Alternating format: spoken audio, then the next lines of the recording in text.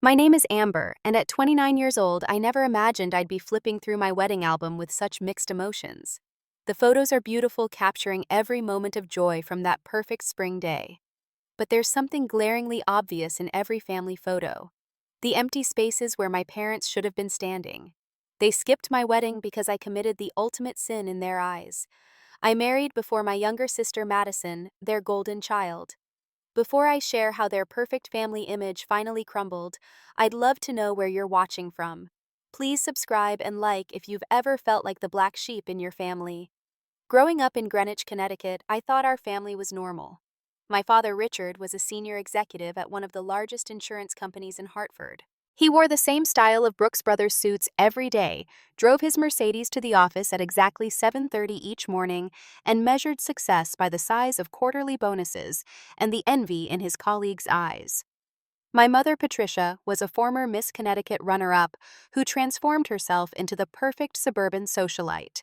She spent her days at the country club organizing charity luncheons and making sure everyone knew about Madison's latest achievements, while conveniently forgetting to mention mine. Madison came into this world 2 years after me, and from the moment she arrived with her golden blonde hair and blue eyes that matched our mother's, I became the rough draft. You know how writers create a first draft, then revise it until they get the perfect final version? That was me and Madison. I was the practice child where our parents figured out their parenting style, made their mistakes, and learned what they really wanted in a daughter. Madison was their masterpiece. The favoritism wasn't subtle. Our living room was a shrine to Madison's accomplishments. Her pageant trophies lined the mantel, starting with Little Miss Sunshine at age 4 and culminating with Miss Teen Connecticut. Her ribbons from horseback riding competitions covered an entire wall. Her debate team championships, her National Honor Society certificate, her early acceptance letter to Yale, all framed in expensive gold frames that caught the light just right when Mother gave her house tours to her country club friends. My achievements lived in a cardboard box in the basement. My nursing degree from the University of Connecticut, my certification in pediatric care, the letter commending me for saving a child's life during my first year as a nurse. These weren't the kind of accomplishments that photographed well at garden parties or impressed the other executives' wives at corporate dinners. The rules were different for us, too. Madison was allowed to date at 15 because she was mature for her age and Mother trusted her judgment. When I had asked to go to a school dance with a boy at 15, I was told I needed to focus on my studies and wait until I was 18. Madison got a brand new BMW for her 16th birthday because she needed reliable transportation.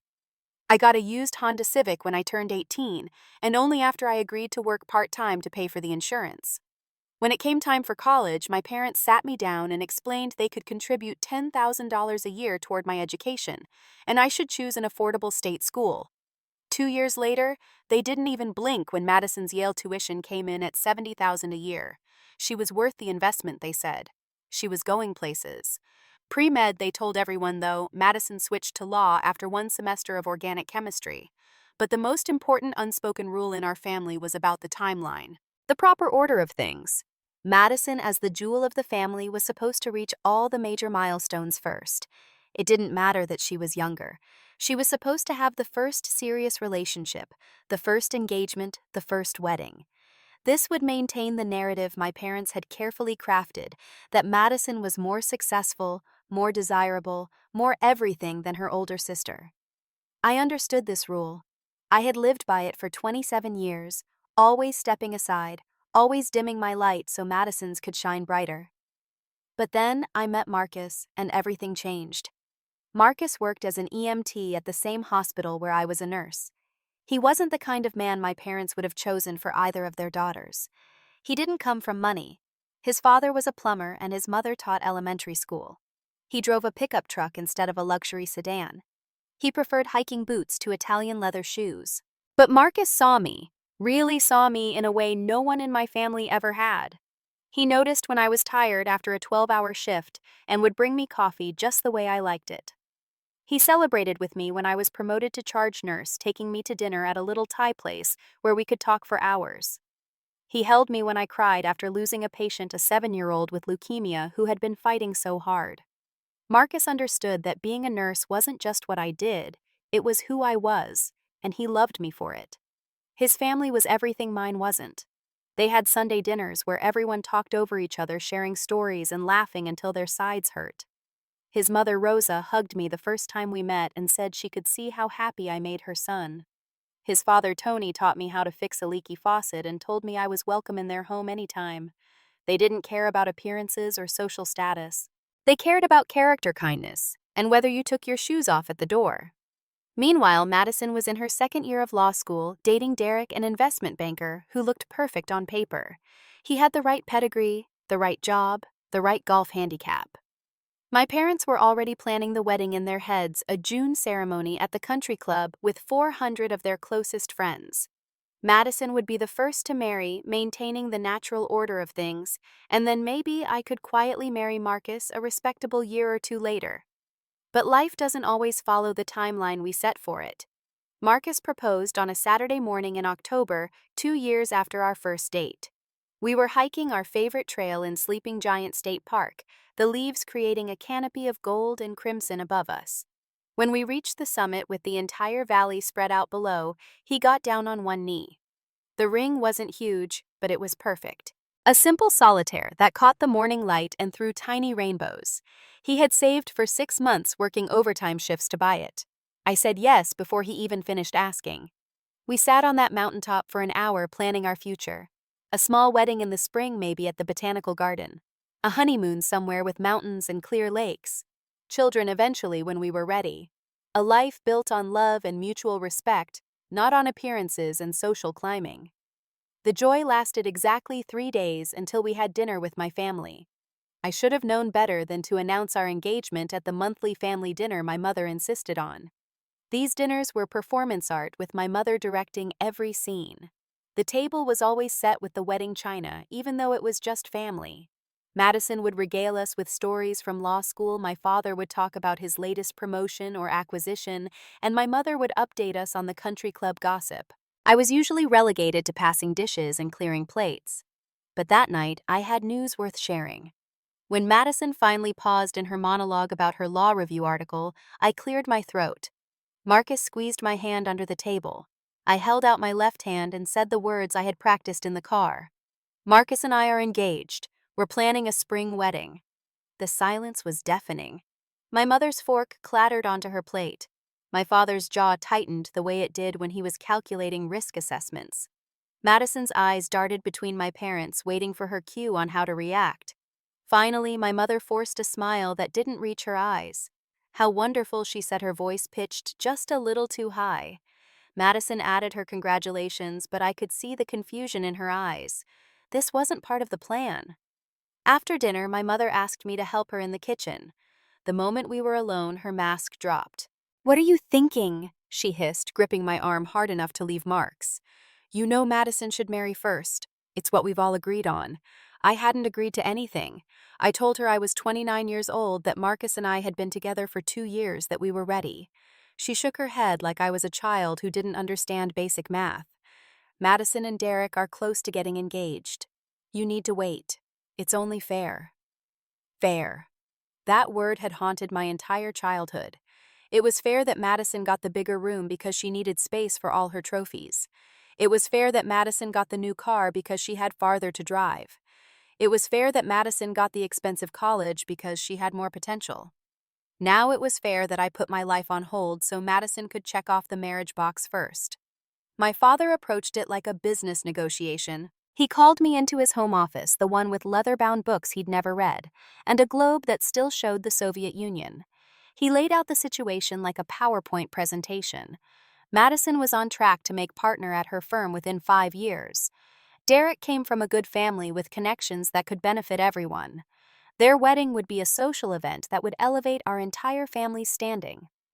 My wedding to Marcus, a perfectly nice man, but not someone who moved in their circles, could happen quietly later. It was about timing, he said. Strategic timing. I asked him if my happiness factored into his strategic timing. He looked genuinely confused by the question. The pressure intensified over the next few weeks. My mother called daily with articles about long engagements being more successful. She forwarded me links about venues that were booked 2 years out, suggesting we secure one for some time in the distant future. She reminded me that she and father had been saving for Madison's wedding since she was born, the implication clear that no such fund existed for me. They tried to accelerate Madison's timeline, setting her up on elaborate double dates with Derek, hoping he'd feel the pressure to propose. My mother started dropping hints about ring styles within Derek's hearing. My father invited Derek golfing every weekend, talking about family and legacy and the importance of taking the next step. But Derek wasn't ready. He was focused on making vice president at his firm. Marriage was in his 5-year plan, not his 2-year plan. Madison grew increasingly frustrated, snapping at me as if it were my fault her boyfriend wouldn't propose. Marcus watched all of this with a mixture of confusion and anger. His parents had already started planning our engagement party, his mother asking about my favorite flowers and what kind of cake I preferred. The contrast between their genuine excitement and my family's cold manipulation was stark. One night, after a particularly brutal phone call with my mother, where she suggested we were being selfish and short-sighted, Marcus found me crying on our apartment balcony. He held me while I sobbed out years of frustration. Then he said something that changed everything. "We don't need their permission to live our lives, Amber. We don't need their money or their approval. We have everything we need right here." He was right. I had spent so long seeking validation from people who would never give it that I had almost missed the family standing right in front of me, ready to welcome me with open arms. The next day, we booked the botanical garden for May 15th. We put down the deposit with our own savings. We started our life together with or without my family's blessing. When I told my parents we were proceeding with the wedding, my father's face turned the color of an overripe tomato. My mother actually gasped, pressing her hand to her chest like she was having palpitations. Madison stood up so fast her chair fell backward. "You can't do this," Madison shouted. "You're ruining everything. Do you know how this makes me look?" The younger sister, whose older sister is so desperate she couldn't even wait her turn. I found my voice then, maybe for the first time in my life. "I'm not desperate, Madison. I'm in love, and I'm tired of waiting for permission to live my life." The ultimatum came 2 weeks later, delivered formally like a business letter. Though we were sitting in the living room where I had played with dolls while Madison practiced her pageant walks. Either postpone the wedding until after Madison was married or proceed without family support, financial or otherwise. They would not attend. They would not contribute. They would tell people I had eloped if anyone asked. I looked at these people who shared my DNA but had never really known me. I thought about all the times I had made myself smaller so they could feel bigger. I thought about Marcus and his family who celebrated each other's victories instead of ranking them. I chose love. I chose myself. I chose to proceed with the wedding. 3 months before our wedding, my parents made one final attempt to change my mind. They invited me to lunch at the country club Neutral Territory, where they knew I wouldn't make a scene. My mother wore her pearl necklace, the one she saved for important occasions. My father ordered a scotch even though it was noon. They presented their case methodically. Madison and Derek were having problems, they admitted. If I would just wait 6 more months a year, at most things would sort themselves out. They would pay for my entire wedding if I postponed. They would invite Marcus's family to the club, help his father's plumbing business with connections. All I had to do was wait. I stirred my untouched salad and asked them a simple question. Would you be making this offer if it was Madison getting married first? The silence was my answer. I stood up, placed my napkin on the table, and delivered my own ultimatum. You're invited to my wedding on May 15th. You can choose to be there as my parents, or you can choose to miss it. But I'm not postponing my life anymore. My mother's composure finally cracked. You're being incredibly selfish, she said loud enough that the women at the next table turned to stare. After everything we've done for you, you can't do this one thing for your sister. Everything they'd done for me. I almost laughed. I wanted to list it all out, create a spreadsheet comparing their investment in Madison versus me. But I realized it didn't matter anymore. I wasn't a line item in their family budget. I was their daughter, whether they could see that or not. The weeks that followed tested me in ways I hadn't expected. My mother called crying one night, begging me to reconsider. She painted a picture of Madison's devastation, how she was too depressed to study, how she might fail her bar exam because of the stress I was causing. My father sent an email with the subject line, "Disappointment," that detailed how I was destroying the family's reputation, how his colleagues were already asking why the wedding announcements only mentioned Marcus's parents. Madison herself was silent, which was almost worse than the guilt trips. We had never been close, but we were sisters. I had hoped she might break from the party line, might secretly support me, even if she couldn't say it publicly. Instead, she blocked me on social media and ignored my texts. But for every family member I lost, I gained two more from Marcus's side. His mother Rosa threw herself into wedding planning with an enthusiasm that brought tears to my eyes. She took me dress shopping, just the two of us, and my best friend from nursing school, Jenny. When I found the perfect dress, a simple but elegant A-line with delicate lace sleeves, Rosa cried and said I looked like an angel. Tony Marcus's father quietly took over the responsibilities that would have been my father's. He researched photographers, interviewed bands, even learned how to do the father-daughter dance by watching YouTube videos in secret. Marcus's sister Carmen organized my bridal shower in their backyard, stringing lights between the trees and making all the food from scratch. My co-workers at the hospital became my extended family. They threw me a surprise bachelorette party, nothing wild, just dinner and dancing and stories about their own weddings. My supervisor, Dr. Williams, offered to walk me down the aisle if I wanted. The nurses on my floor pooled money to buy us a KitchenAid mixer because they knew I had been saving for one. A week before the wedding, the final manipulation attempts reached a crescendo. My mother showed up at my apartment unannounced, something she had never done before. She looked older, tired, like the effort of maintaining the facade was finally wearing on her. She sat on my second-hand couch in my small but cozy living room and delivered what she thought was her killing blow. "If you go through with this," she said, "you're out of the will. Your father has already had the papers drawn up. Madison will inherit everything. The house in the Hamptons, the investment portfolio, all of it. You'll get nothing." I sat across from her in the armchair Marcus had found at an estate sale and reupholstered himself and felt an unexpected peace wash over me. I had already inherited everything I needed from them: the desperate need for approval, the constant feeling of inadequacy, the belief that love was conditional and had to be earned through achievement. I was working on returning those inheritances through therapy and the unconditional love of my chosen family. "You can keep the money," I told her. "I just wanted parents who would be at my wedding." She left without saying goodbye. It was the last time I would see her for over a year. Madison finally broke her silence 3 days before the wedding, sending a text at 2 in the morning. "I can't come if they don't. I hope you understand.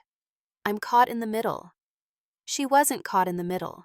She was exactly where she had always been, firmly on the side that benefited her most. But I was too tired to be angry anymore.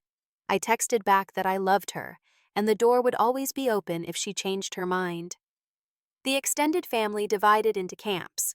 My father's brother, Uncle Stephen, called to say he and Aunt Marie would be there. They had always thought the favoritism was wrong, he said. My mother's sister, Aunt Catherine, sent a scathing email about family loyalty and how disappointed my grandparents would be if they were still alive. Cousins chose sides based on their own relationships with my parents. The family group chat imploded and eventually went silent. The morning of my wedding dawned perfect and clear.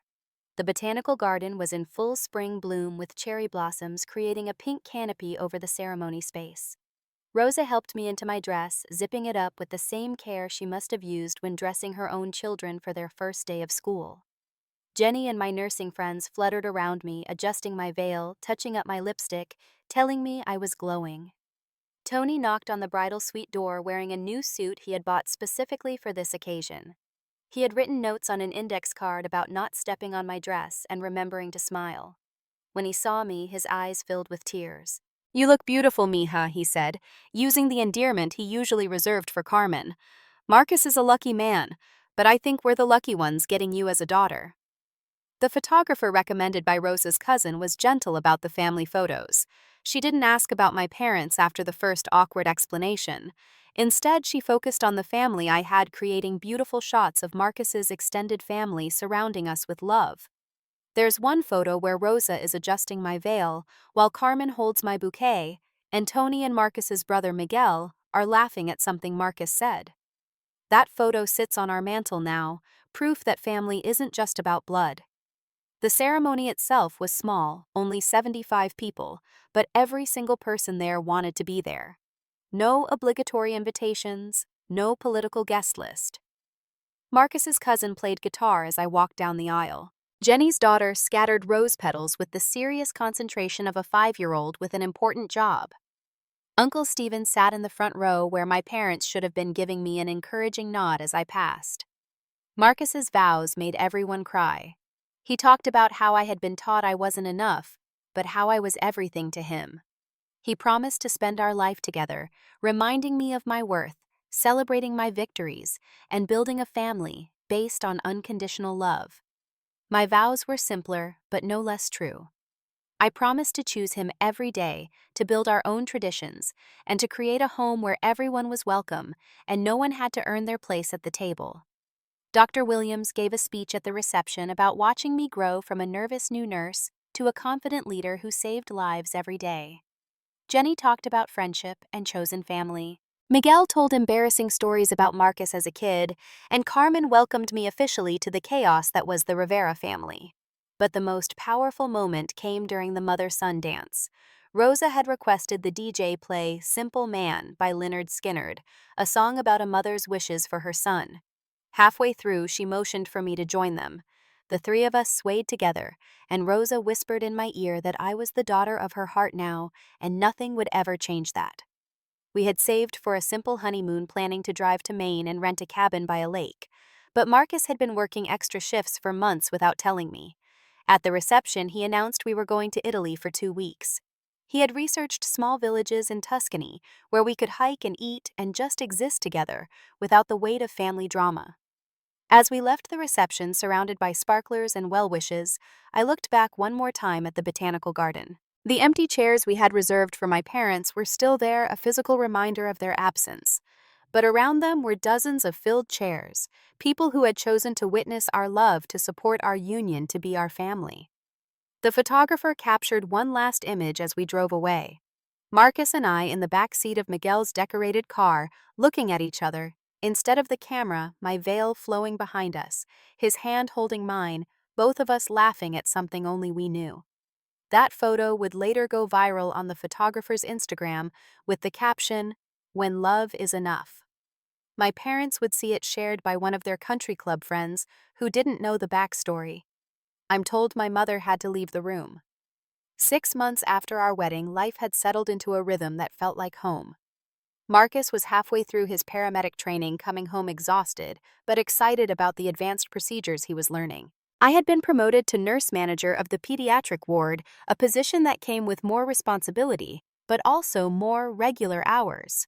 We had bought a small starter home in a neighborhood full of young families with a yard big enough for the garden Marcus was planning, and the children we hoped to have someday. We had created our own traditions. Sunday dinners at Rosa and Tony's, where the house overflowed with cousins and aunts, and the kind of chaos that meant love. Wednesday date nights, even if it just meant eating takeout on our couch and watching cooking shows. Saturday morning hikes when our schedules allowed, always to the same trail where Marcus had proposed, watching the seasons change. I hadn't spoken to my parents or Madison since the week before my wedding. They had become ghosts in my life, haunting only in their absence. Sometimes I would see a mother and daughter shopping together and feel a pang of loss, but therapy was helping me understand I was grieving the parents I wished I had, not the ones I actually had. The first crack in my family's perfect facade appeared appropriately enough on social media. Carmen texted me a screenshot from Madison's Instagram. It was a photo of her at some law firm event, holding a glass of champagne, fake smile plastered on her face. But it wasn't Madison that caught my attention. In the background, slightly out of focus, but unmistakable, was Derek, with his arm around a woman who was definitely not my sister. 2 weeks later, the full story exploded across our small Connecticut social circle like wildfire. Derek had been cheating with a paralegal from his firm for months, the kind of cliché affair that powerful men have been having since the invention of offices. Late nights working on cases, weekend conferences that required overnight stays, the usual lies. Madison found out in the most humiliating way possible. She had surprised him at his office with dinner from his favorite restaurant, playing the devoted girlfriend, bringing sustenance to her hard-working man. She found him on his desk with the paralegal in a position that left nothing to interpretation. Her scream was heard 3 floors down according to the gossip that filtered through mutual acquaintances. The breakup was nuclear. Madison, who had been trained since birth to maintain composure at all costs, lost it completely. She threw his things out of her apartment window, sent screenshots of his texts to his mother, and posted a detailed account of his cheating on her law school alumni Facebook page tagging his firm. My parents went into damage control mode. This wasn't part of their narrative. Madison was supposed to have the perfect relationship with the perfect man. She was supposed to have the June wedding at the country club that would be featured in the society pages. Instead, she was having a very public breakdown that everyone was talking about. My mother tried to spin it as Madison being too good for Derek, too focused on her career to notice his inadequacies. But the story had already taken hold. Poor Madison, people whispered, dumped for a paralegal. Must be karma, some added, remembering how my parents had skipped my wedding because Madison was supposed to marry first. Madison's response to the humiliation was to throw herself into a series of increasingly questionable relationships. The investment banker on the rebound, the married partner at her firm who promised he was leaving his wife, the bartender who was 15 years younger and sold pills on the side. Each relationship was more desperate than the last, more obviously an attempt to prove she was still desirable, still the golden child who could have anyone she wanted. But desperation has a smell, and the wolves of high society can sense it from miles away. Madison became a joke, the girl who couldn't keep a man who was trying too hard, who had lost her shine. The same people who had fawned over her achievements now whispered about her weight gain, her increasingly sloppy appearance at professional events, her wine consumption that was becoming harder to hide. My parents' reaction was to double down on the facade. They told people Madison was simply being selective, that she had multiple suitors, but was focused on making partner first. They threw elaborate parties to showcase her supposed success, but Madison would inevitably drink too much and say something bitter about love or marriage that made everyone uncomfortable. The Thanksgiving invitation came as a surprise. Not from my parents, of course, but from Uncle Stephen and Aunt Marie. They were hosting the entire extended family and made it clear that Marcus and I were not only welcome, but expected. It would be the first family gathering since our wedding, the first time I would see my parents in 7 months. Marcus held my hand as we walked up to Stephen and Marie's door, carrying the sweet potato casserole Rosa had taught me to make. We could hear voices inside, including the distinctive tone of my mother's fake laugh. I almost turned around, but Marcus squeezed my hand.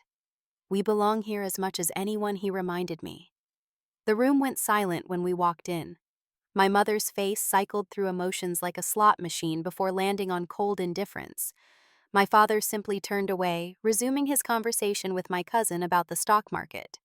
Madison was nowhere to be seen, but the rest of the family embraced us literally and figuratively. Aunts who had been afraid to take sides hugged me and told me I looked happy. Cousins introduced Marcus to their children as Uncle Marcus.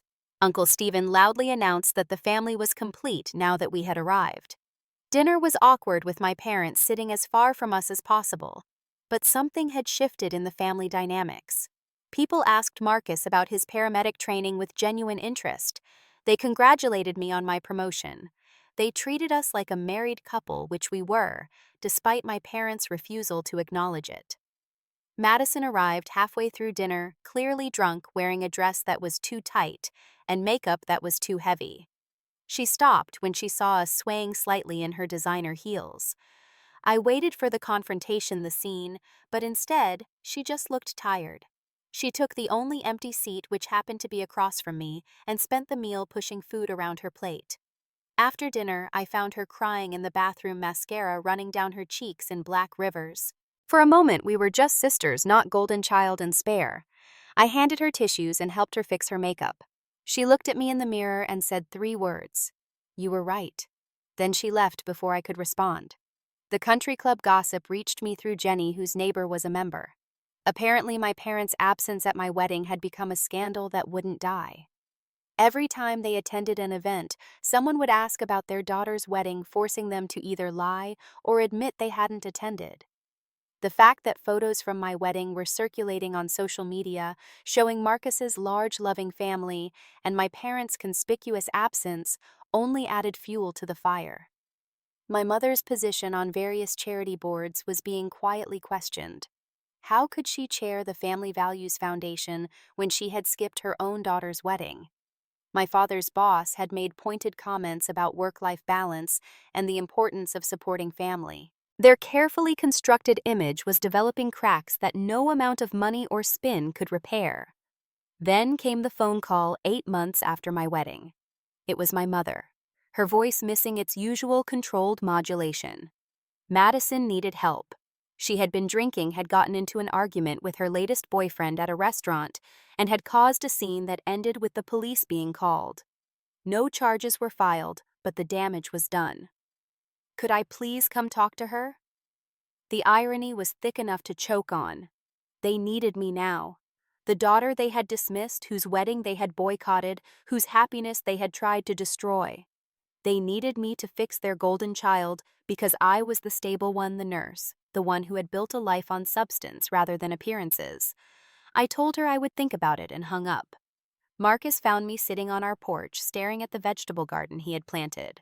We had tomatoes coming in and green beans and the beginning of what might be pumpkins. Real things growing from real earth, not the artificial beauty of my mother's prized orchids that required constant climate control to survive. "What do you want to do?" he asked, sitting beside me and taking my hand. I thought about Madison, 27 years old, and falling apart because she had never been allowed to be anything other than perfect. I thought about my parents, so invested in an image that they couldn't see the reality crumbling around them. I thought about the family I had built, the life I had chosen, the happiness I had found despite them. "I'm going to help Madison," I said, "but on my terms." Madison's fall from grace accelerated with spectacular velocity. The incident at the restaurant was just the beginning. 2 weeks after my mother's desperate phone call, Madison's situation exploded into a scandal that would destroy my parents' remaining social standing. It turned out her latest boyfriend wasn't just married, he was a client of her law firm, and their relationship violated every ethical guideline in the profession. Someone, probably his wife, had hired a private investigator. The photos were explicit and damning. They were taken in his office at her law firm, in his car in the firm's parking garage at a hotel that the firm regularly used for client meetings. The wife didn't just confront Madison quietly. She walked into the law firm's main reception area at lunchtime when it was full of partners and clients and threw printed copies of the photos in the air like confetti. She screamed details about the affair that made the security footage, which naturally got leaked, viral material in legal circles. Madison tried to run, but tripped in her heels, falling face first in front of everyone. The law firm put Madison on immediate administrative leave pending an ethics investigation. The story hit the legal blogs within hours. "Young attorney's affair with client ends in spectacular fashion" was the headline on Above the Law. The Connecticut Bar Association opened their own investigation. Madison's carefully constructed career was over before it had really begun. My parents tried their usual tactics. My mother called in favors, trying to get the story suppressed. My father threatened legal action against anyone who shared the video. They even tried to pay off the wife to withdraw her complaints. But this wasn't the kind of problem that money could make disappear. The internet had the story, and the internet never forgets. The country club officially revoked their membership after my mother got into a physical altercation with the wife of another member who had made a snide comment about Madison's behavior. My father was asked to take early retirement from his firm, the polite corporate way of firing someone whose family drama had become a liability. It was in this context that they summoned me to a family meeting. Not asked, summoned as if I were still a child who had to obey. The text came from my father's assistant, formal and cold. "Your presence is requested at the family home this Sunday at 2 p.m. to discuss urgent family matters." Marcus and I debated whether to go. Part of me wanted to ignore them the way they had ignored my wedding. But another part, the part that had been working on in therapy, was curious to see if rock bottom might have taught them something about humility. We arrived at my childhood home to find chaos. My mother was in the living room, still in her bathrobe at 2 in the afternoon, something I had never seen before.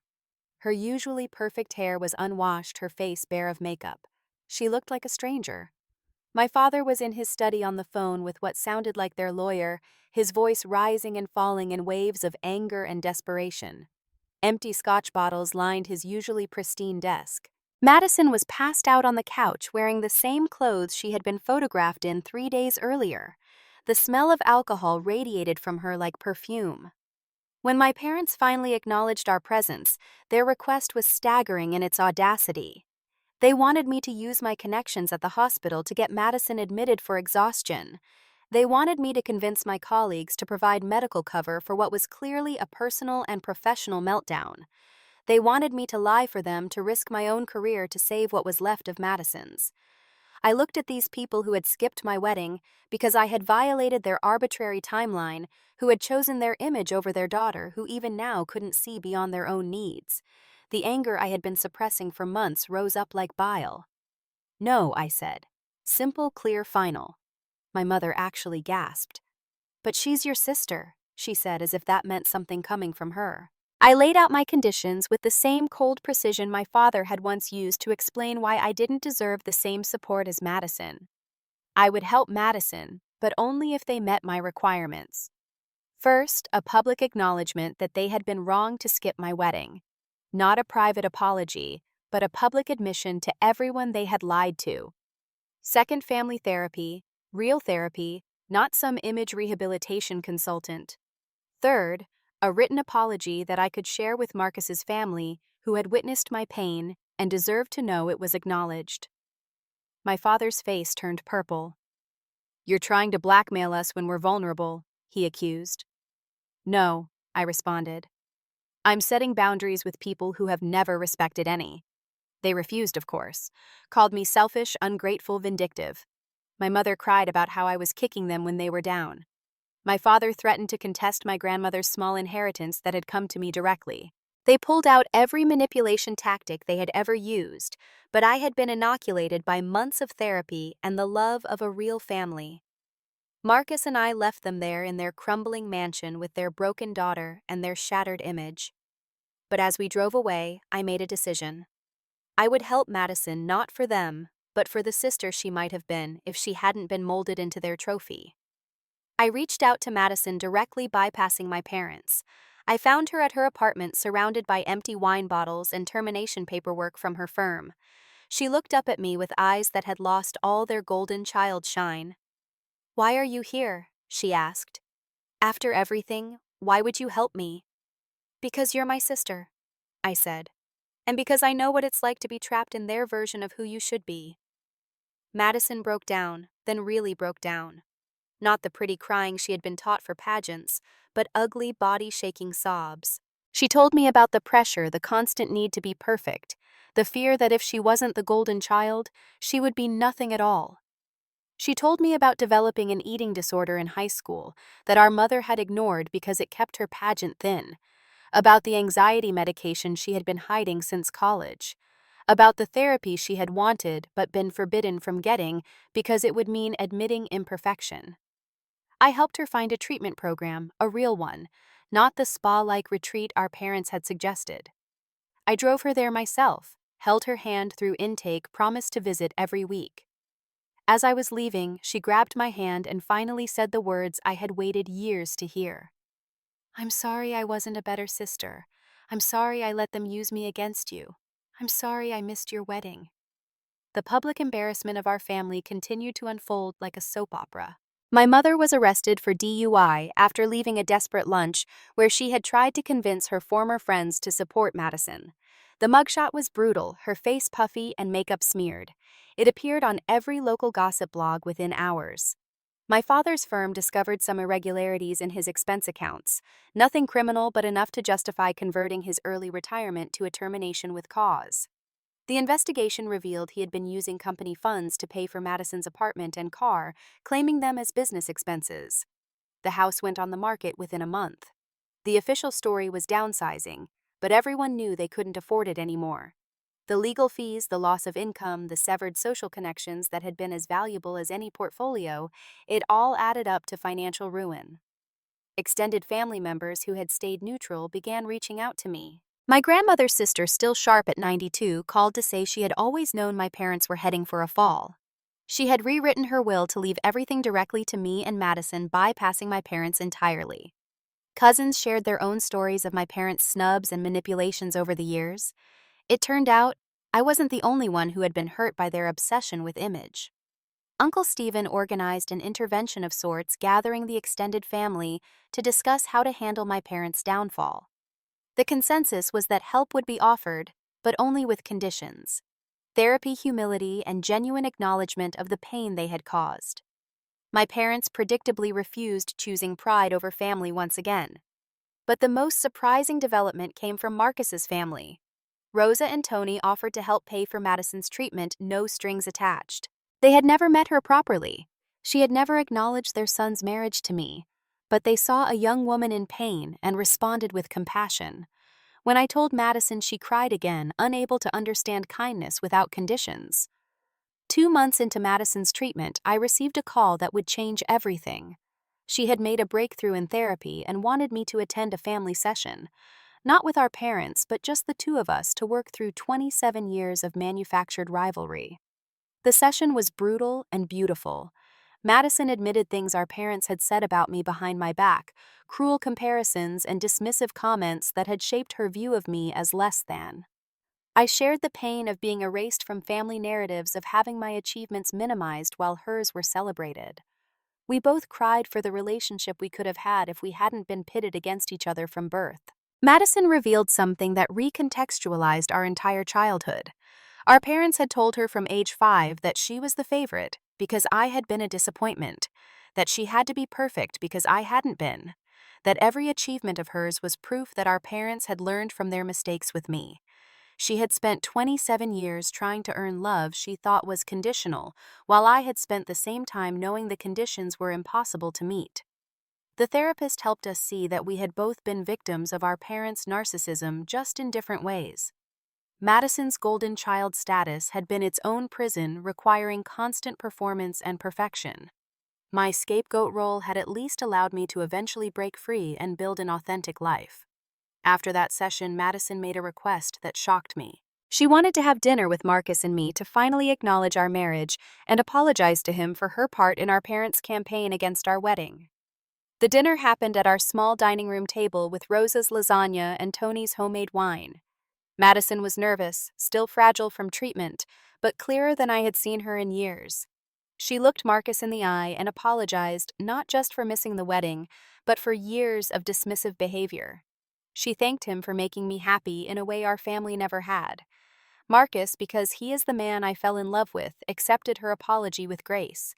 He told her about his own siblings, about normal rivalry and unconditional love. He offered her something she had never experienced: acceptance without performance. Madison began rebuilding her life slowly. She couldn't practice law in Connecticut anymore, but she found work as a legal researcher for a nonprofit that helped domestic violence victims. It paid a fraction of her previous salary, but she seemed lighter, more genuine. She rented a small apartment near us, nothing like the luxury place our parents had funded, but she decorated it herself and seemed proud of every secondhand furniture find. We developed a tentative relationship, meeting for coffee once a week, texting occasionally. She came to Sunday dinner at Rosa and Tony's, where she was overwhelmed by the chaos and warmth. Carmen took her shopping at thrift stores, teaching her that style didn't require designer labels. Miguel's kids called her Aunt Madison, and she cried the first time it happened. Our parents, meanwhile, continued their downward spiral. They moved to a small condo in a less prestigious part of town. My father found work as a consultant, but his reputation preceded him.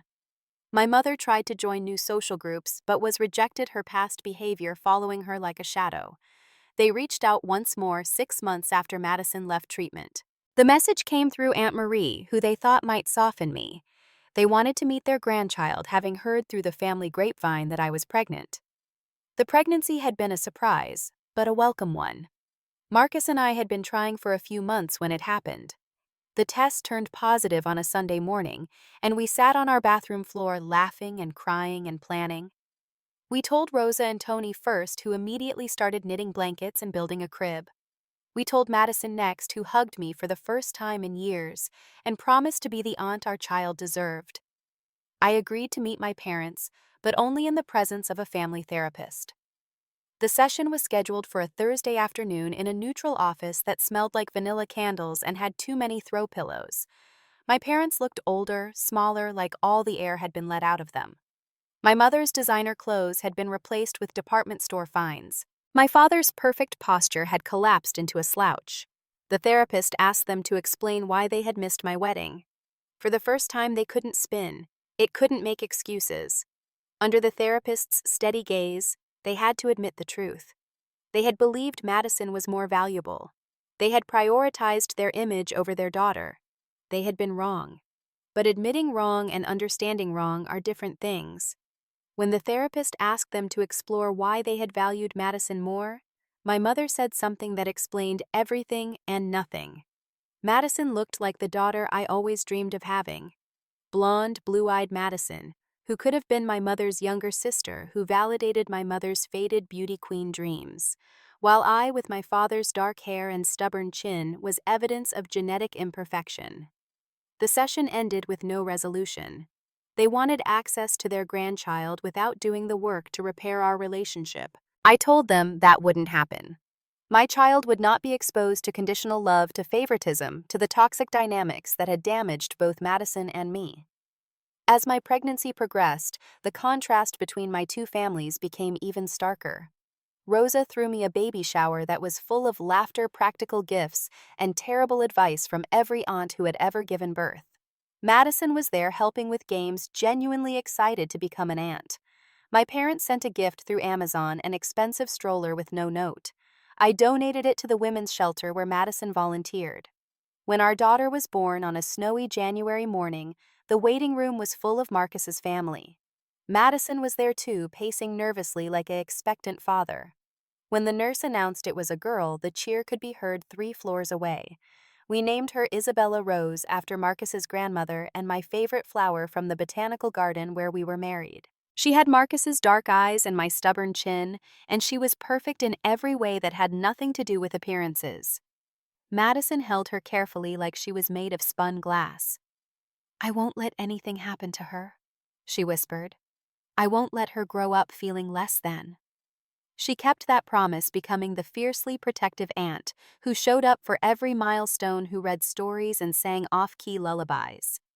My parents found out about Isabella's birth through a cousin's Facebook post. They sent another gift, this time a silver rattle from Tiffany's. The card said, "Congratulations from Grandma and Grandpa," as if titles could replace relationships. 2 years have passed since Isabella was born. She toddles around our backyard, chasing the chickens Marcus insisted on getting her, laughter-filling spaces that used to echo with silence. Our house has expanded not in size but in love. We added a playroom where Rosa's house was too far for daily visits.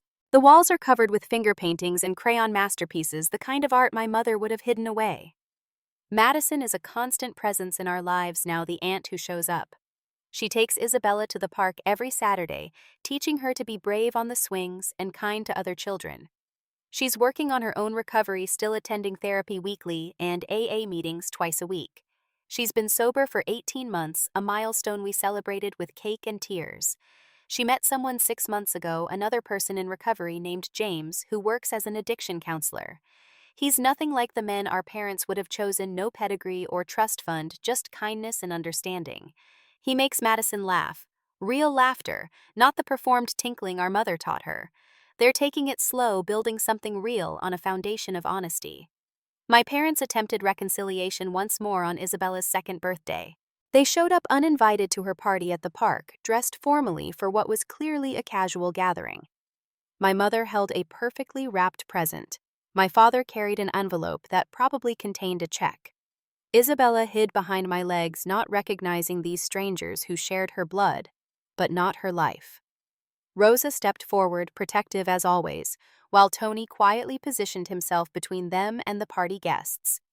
Marcus took my hand, a silent reminder that I had support. I agreed to let them stay for 30 minutes, supervised, no photographs. They sat stiffly on the park bench, while Isabella played, occasionally glancing their way with toddler suspicion. My mother tried to coax her over with the present, but Isabella was more interested in the bubble machine Uncle Miguel had brought. Finally, my father spoke not to me but to Marcus. "We made mistakes," he said. The understatement was so massive it almost circled back to being funny. Marcus responded with more grace than they deserved. "Everyone makes mistakes, but some mistakes have consequences that can't be undone." Before they left, my mother approached me. She looked at Isabella, who was covered in cake and grass stains, pure joy radiating from her chocolate-covered face. "She's beautiful," my mother said. Then quieter, "She looks happy." "She is happy," I confirmed. "Because she's loved unconditionally." My mother flinched at the words, understanding the indictment in them. As they walked away, my father turned back. The check he had brought wasn't money, but a deed transfer. They had put a college fund in trust for Isabella, no strings attached, managed by a third party. Perhaps it was the closest they could come to an apology. I accepted it because Isabella deserved every opportunity, but I didn't thank them. The money couldn't buy them a relationship they hadn't earned. Madison and I have become the sisters we should have always been. We talk about our childhoods now with the distance of survivors comparing war wounds.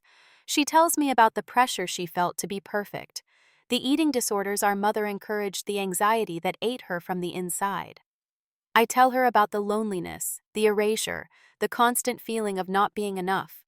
We're rewriting our story, creating new memories that aren't poisoned by comparison and competition. We cook together in my kitchen badly, but with enthusiasm. We take Isabella on adventures, showing her that families can be built, not just born into. We support each other through therapy sessions and breakthrough moments. James proposed to Madison last month, quietly, privately. Nothing like the spectacle our parents would have orchestrated. She said yes, then immediately called me not our mother. We're planning her wedding together, a small ceremony in the same botanical garden where Marcus and I married. She asked Isabella to be her flower girl and Marcus to walk her down the aisle, since she won't be asking our father. Our parents heard about the engagement through the family network. They sent a congratulations card, nothing more. Madison didn't invite them to the wedding, a decision that surprised no one. She's learned that some bridges once burned provide better warmth as ashes than they ever did as connections. The extended family has largely rallied around Madison and me. Uncle Stephen and Aunt Marie host holiday dinners, where we're the guests of honor. Cousins who once competed for our parents' approval now share their own stories of surviving toxic family dynamics. We've created a support group of sorts, the survivors of conditional love, learning to give and receive the unconditional kind. My career has flourished without the weight of my parents' disapproval. I'm now the director of nursing for the entire pediatric department, the youngest person to hold the position in the hospital's history. Marcus is a paramedic supervisor, teaching the next generation how to save lives with competence and compassion. We bought a larger house, nothing fancy but perfect for us, with enough room for Isabella and the sibling we're planning to give her. Sometimes I drive past my childhood home, now owned by a young family who tore down my mother's perfect hedges and put in a vegetable garden. Children's toys litter the lawn that was once manicured within an inch of its life. The pretentious columns my father had installed have been painted bright blue. It looks like a home now, not a museum. The country club where my parents spent so much time maintaining their image has become a community center. The golf course is now a public park where Isabella feeds ducks and learns to ride her bike. The dining room where my mother held court is a daycare center. Sometimes I take Isabella there not for childcare, but for the poetry of it, my daughter playing where my mother's dreams collapsed. I learned recently through Aunt Catherine, who finally apologized for choosing sides, that my parents have been attending their own therapy. The therapist reached out with their permission to see if I might consider family counseling. I declined. Some wounds heal better with distance, and some relationships are healthier as lessons than as living connections. But I don't hate them anymore. Hate takes energy better spent on love. I pity them sometimes, two people so invested in an image that they couldn't see the reality of two daughters who just wanted to be loved. They're in their 70s now, alone together in their small condo, presumably coming to terms with the cost of their choices. Madison and I have made different choices. We choose honesty over image, authenticity over performance. We choose to show Isabella that love doesn't keep score, that family shows up, that worthiness isn't earned through achievement, but inherent in existence. Looking at Isabella now, asleep in her toddler bed with one arm thrown over her stuffed elephant, I make her the same promise I make every night. You will always be enough exactly as you are. You will never have to earn my presence at your important moments. You will never wonder if you're loved. Marcus comes up behind me, wrapping his arms around my waist as we watch our daughter sleep. "We did good," he whispers. "Despite everything, we built this." He's right. From the ashes of conditional love, we built something unconditional. From the emptiness of absent parents, we created presence. From the pain of being deemed not enough, we learned to be everything to each other. The empty chairs at my wedding no longer haunt me. They were placeholder for the family that would come for Isabella, for the healed version of Madison, for the chosen family that chose us back. Those empty chairs were not an absence, but a space for something better to grow. Tomorrow, Isabella will wake up and run into our room, jumping on the bed with an energy that defies physics. Marcus will make pancakes in silly shapes while I pretend to be a dinosaur. Madison might stop by with James, and Isabella will demand stories and piggyback rides. Rosa and Tony will call asking when we're bringing their granddaughter to visit. This is my family. Not perfect, but present. Not prestigious, but genuine. Not conditional, but constant. Sometimes the best revenge isn't success or vindication. Sometimes it's just living well, loving fully, and breaking the cycles that tried to break you. My parents skipped my wedding because I married before my perfect sister. In doing so, they missed the beginning of something beautiful, something they could have been part of if they had chosen love over image. Their loss, our gain. And in the end, that's the only accounting that matters. When I think about the journey from that painful ultimatum to this peaceful life, I realize the wedding they skipped was never really about them. It was about Marcus and me, about the family we were creating, about choosing love over fear. Their absence, which felt like rejection at the time, was actually a gift. It freed us to build something authentic, untainted by their expectations and conditions. Isabella will grow up knowing she's valued not for her achievements or appearance, but for her existence. She'll know that family isn't just DNA, but the people who show up, who stay, who love without keeping score. She'll never have to wonder if she's the favorite, because there will be no competition, only celebration of who she is becoming. This is the legacy I choose to create from the pain of being deemed less than. This is the gift that comes from surviving conditional love, the wisdom to give the unconditional kind. My parents may have skipped my wedding, but in doing so, they gave me the freedom to create a marriage and a family on my own terms. The perfect family image they worked so hard to maintain has crumbled, but from its ruins, something real has grown. Madison and I have become the sisters we never were allowed to be. Marcus's family has shown me what acceptance looks like. Isabella is growing up surrounded by love that doesn't require performance. So when people ask me if I regret that my parents weren't at my wedding, I tell them the truth. I regret that they couldn't see past their image to their daughter. I regret that Madison and I lost so many years to manufactured competition. But I don't regret the path that led me here to this kitchen table, where Isabella's artwork is displayed with pride, to this life where love is abundant and unconditional. The story that began with absence has become one of presence. The family that started with rejection has grown through acceptance. The love that was conditional has been replaced with the boundless kind that fills our home with laughter and light. This is our happily ever after. Not perfect, but real. Not prestigious, but precious. Not what my parents planned, but exactly what we needed. What defines a real family for you? Have you ever had to choose between family expectations and your own happiness? I'd love to hear your thoughts in the comments below. If this story resonated with you, please like and subscribe for more stories about finding strength in difficult situations and building the life you deserve. Share this with someone who needs to hear that they're enough just as they are. Thank you for listening to my journey. May you always choose love over image, authenticity over performance, and may the people who matter most never miss your important moments. Remember, sometimes the best gift toxic people can give you is their absence, because it makes room for the right people to show up. Until next time, choose love, choose yourself, and never let anyone make you feel like you're not enough.